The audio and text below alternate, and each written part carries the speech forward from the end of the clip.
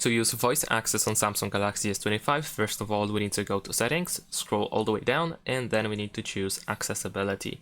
Now over here, go to interaction and dexterity, and then here we can find voice access. So in order to start using it, we need to turn it on, obviously, and we need to allow the voice access to be used on our phone. Choose agree, and let's agree to notifications as well.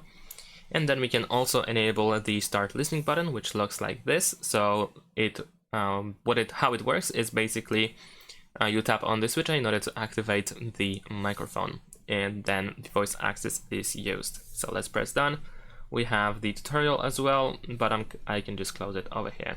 Of course, you can reopen it by saying open tutorial after you enable voice access. At the bottom, you can also find some example commands that you can say out loud. So for example, if I tap on this button, of course we need to grant the microphone access. So let's say we're gonna choose listen for commands whenever my screen is on, which is recommended, and we're gonna press continue.